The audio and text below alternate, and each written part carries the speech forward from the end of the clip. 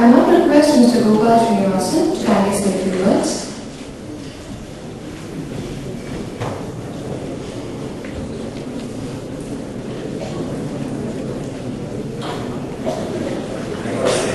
So let me have a watch out. So, good evening. It's really a pleasure to be here today, despite the very erudite and very, insightful description of what's happening that Venu has so brought out very appropriately. As the editor of Business Line, he has a very special ringside seat to what's happening. I want to talk about three things. What's the impact of all that he said on the Indian economy? How are people reacting? And how should we be acting? Just three questions. Impact, you heard it all. No liquidity, you see it every day. So there's no money in companies to run companies, grow companies. I was speaking to my friend who runs a very large consumer finance company, and he said he's 80% down on funds. You heard the rumor in the market that a very large bank in Delhi gave 2,500 crores yesterday to a very large bank in Bombay to make sure they stayed alive. True, not true, doesn't matter. No liquidity, so that's one thing. Second, slow down. Ashok Leyland closed, Tata Motors closed, you heard it all. 11 million jobs are expected to be lost in construction and automobile sector primarily because of the slowdown. That's a lot, 11 million jobs. We create 21 million new jobs in India, just think about it. Huge impact. So it's very serious what's happening. It's not just numbers. Somebody told me there's no issue in placement. I like that person's confidence, but I'm not sure that's reality. Third, the thing that's happening, I think, is something which I call shutdown. People's minds are shutting down. I think Venu put it very beautifully. Travel less, advertise less, eat less. That we will not do. We travel less, advertise less, do less R&D, do less research.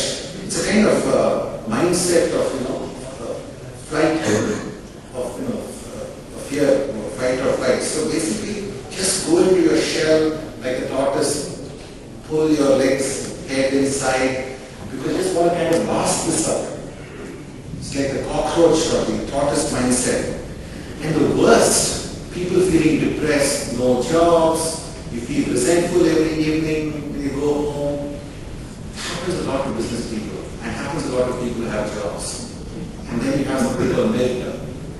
And that's when you read stories about violence, suicide, ethnic strife, actually caused more really by an inner feeling of lack of self-worth, resentment, wanting to sort of take it out on others. All of these will happen, unfortunately, and have happened. So we have to be understanding that what is happening, as Venu put it, is very, very serious. It's not interesting stuff in the newspaper and television. It's actual, real stuff that's happening. The impact as a percentage of Indian, European, American GDP is an impact that we've never ever seen before. Don't ever kid yourself that this is something that is nice news. You have all these good-looking women and men coming on television telling you things are bad. They are right. So I think that's the first thing I want you to think about.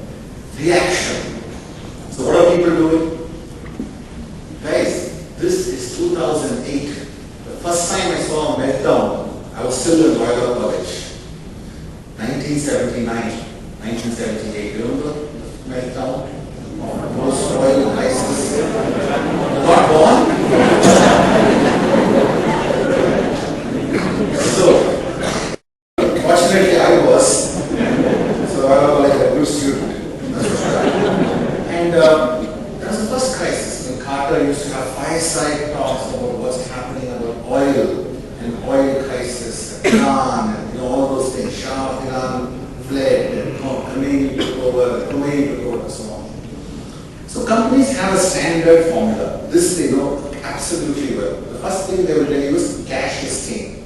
Collect all your receivables, place lease orders, and don't pay suppliers. Second thing which they do is basically make sure that nobody has a authority to do anything. So if you want to travel, MD has to sign it.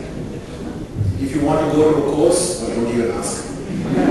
So basically lift up the level of authority, so only the top person is signing. So you're kind of making sure that nothing is out of control. Take charge. What does the captain do when the ship is burning? Take charge. So people take charge, control everything. Third thing they do is, India has become very sophisticated in the last 20 years. They're extremely good at getting our employees to engage in doing things. Before it was all top down. Now they realize people are very smart.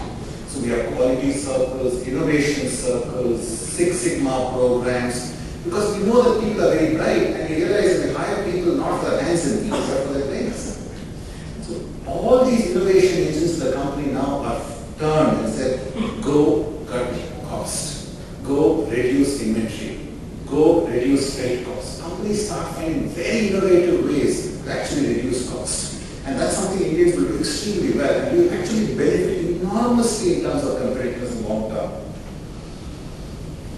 The other thing they will do immediately is basically do enormous amount of relationship building with dealers and suppliers. Good companies are very smart.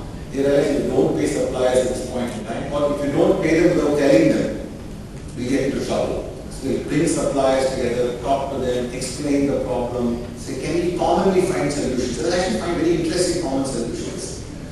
So that when the good times come back, the companies which take their suppliers and dealers along are companies that become the big time winners. Because the fellows will never forget it. So you helped me at that point. I still remember.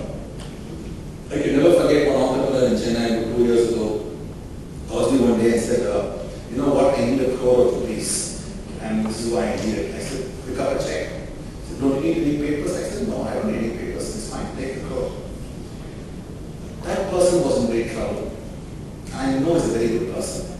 Today, anything that I can do with this company, any business, who do you think he picks up the phone for? For me, right? So trusting the partners is very, very important. But trust them smartly, don't trust them blindly.